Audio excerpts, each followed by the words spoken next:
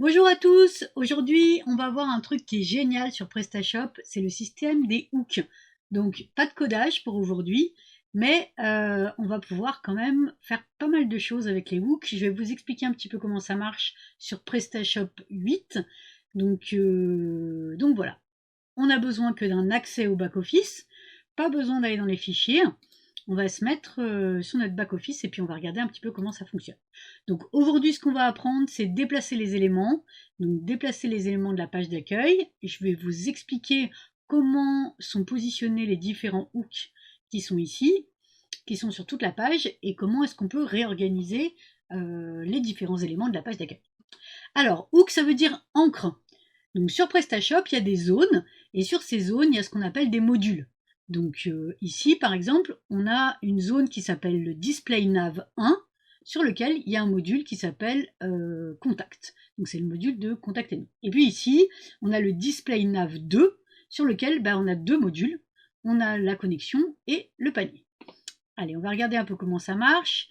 On va aller dans Apparence, on va aller dans Position, et ici, on a tout notre système de hooks. Alors, ce qu'il faut savoir, c'est qu'il y a deux types de hooks. Les hooks qui commencent par admin, qui sont des hooks d'action, et les hooks qui commencent par display, et qui, eux, sont des hooks d'affichage. Alors, nous, ce qui nous intéresse, c'est les hooks d'affichage. Donc, on va regarder notre page d'accueil, par exemple. Ici, on a le module de contact. On va aller regarder sur quel hook il est. Donc, on a tous nos modules qui sont là. On va mettre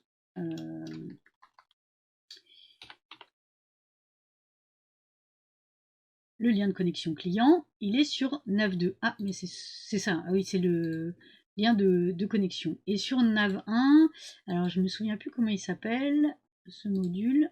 Donc, je tape le nom ici. Voilà, il s'appelle coordonnées. D'accord? Donc, quand je suis sur cette page-là, j'ai la liste de tous mes hooks. Et ici, je peux choisir mes modules. Ici, je peux choisir mes hooks. Ok, si vous connaissez leur nom. Donc, par exemple, si je veux que mon panier, donc ça c'est une demande client qui est récurrente, je veux que mon panier il bascule ici. Donc, ce que je vais faire, c'est d'abord chercher le nom de ce hook-là. Alors, pour connaître le nom d'un hook, c'est simple, on va chercher où est installé, par exemple, le module de menu. Alors ici, je vais taper menu. Et je vois que mon menu, il est dans un hook qui s'appelle Display Top. Donc dans mon menu, il y a le menu, la barre de recherche, et puis après on voit qu'il y a deux autres éléments qui ne nous intéressent pas et qui sont invisibles à l'affichage. D'accord? Donc ce que je vais faire, c'est que moi ce que je voudrais, c'est que mon panier il bascule en dessous. Donc je vais aller récupérer mon panier. Ici, je vais cliquer, donc on voit qu'il est sur le display nav 2, en haut à droite. Je vais cliquer sur le petit crayon. Et ici, j'arrive à une page qui me donne donc le nom de mon module et l'endroit où je peux le greffer. Donc je vais cliquer. Et ici, il y a tous les hooks. Donc, je vois que mon hook, il est déjà sur nav 2, il est déjà sur le header.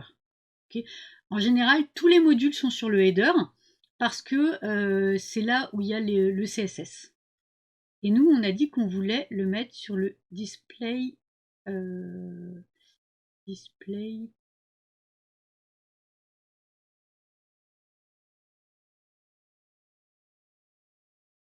Play,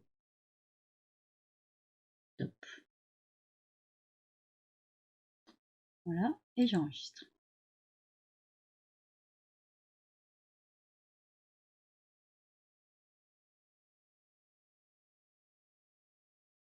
Et donc j'ai bien mon panier qui a basculé en dessous. Donc évidemment, après, il faut faire un petit peu de CSS pour réorganiser les éléments. Et une fois que je l'ai mis sur mon hook, je peux aussi le déplacer, mais à l'intérieur du hook. Donc, par exemple, ici, si je mets Display Top, mon panier il est tout en bas, je peux vouloir qu'il soit en premier. Là, j'ai pas besoin d'enregistrer, ça se fait directement. Donc là, il est tout en haut. Et après, je vais pouvoir faire quelques lignes de CSS pour le réorganiser. Au niveau, par exemple, des éléments qui sont ici. Okay, donc ça s'appelle le display home. Donc par ordre, il y a le carrousel, le produit populaire, la bannière, le texte et puis les éléments promo. Okay, donc on va aller voir.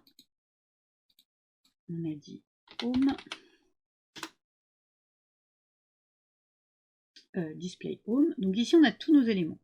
Donc par exemple, on peut imaginer que ma bannière, en fait je veux la mettre tout en haut.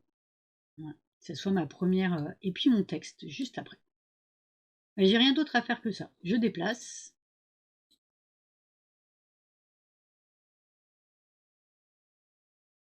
Et là, j'ai bien ma bannière et mon texte. On va descendre un peu plus loin. Ici, on a plusieurs éléments. Donc, on a la newsletter, on a le footer. Donc, ici, ça s'appelle Before Footer, Display Before Footer, et ici, ça s'appelle Display Footer. Donc, je vous ai mis un lien vers mon site où j'ai fait une image avec les éléments de la page d'accueil. Donc, qui reprend en fait les différents hooks de la page d'accueil. Donc on va regarder sur le footer ce qui va nous intéresser. Hop.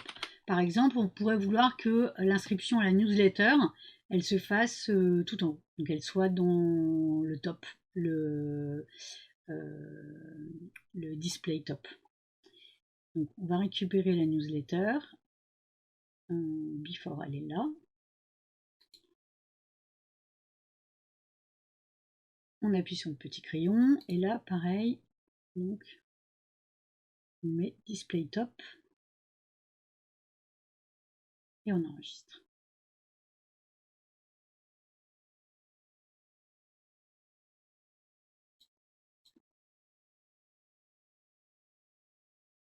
Et donc toujours ça se met en dernier. Donc là forcément c'est un peu tout décalé parce que c'est organisé, c'est-à-dire qu'il y a une lecture des différents modules jusqu'au module de newsletter. Donc vraisemblablement ici il y a une boîte, on voit qu'il a l'air d'être séparée. Donc il faudrait regarder un peu le Smarty pour les fichiers du TPL pour voir comment remodifier tout ça. Hein. Donc là on n'est que sur de l'organisation, voilà, on n'a pas du tout touché au code.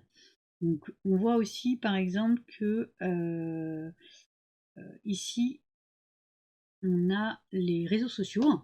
Et ce qui peut arriver, c'est qu'en fait, on ait simplement un module qui n'y soit plus.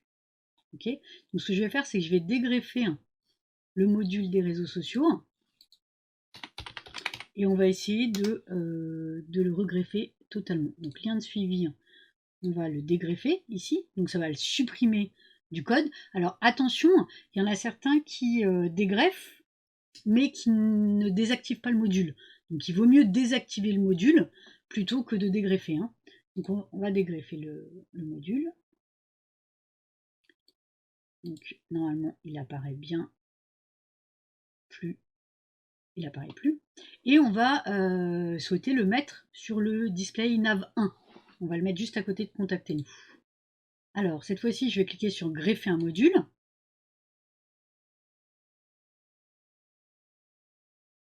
Je récupère le nom de mon module. Alors comment il s'appelle, lien de suivi, c'est lien de suivi.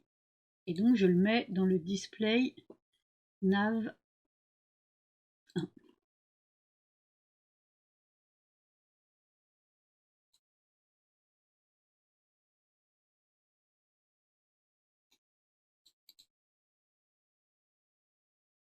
Et voilà, j'ai bien mon module qui est greffé. Voilà, bon, alors si tu as aimé ce tuto, tu peux liker la page, tu peux liker la vidéo, et tu peux me dire en commentaire ce que tu as envie d'apprendre, et je ferai une autre vidéo sur ça. Pense aussi à t'abonner, et puis si tu as un souci avec ton PrestaShop, tu peux trouver un lien vers mon agenda, on prend un rendez-vous de 20 minutes, et je trouve des solutions à ton problème. Voilà, à bientôt!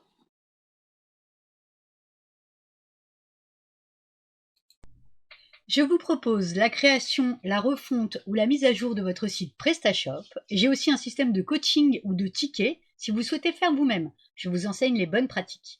Retrouvez-moi sur mon site www.webeplus.fr ou sous la vidéo et prenons rendez-vous pour discuter de votre projet. À bientôt!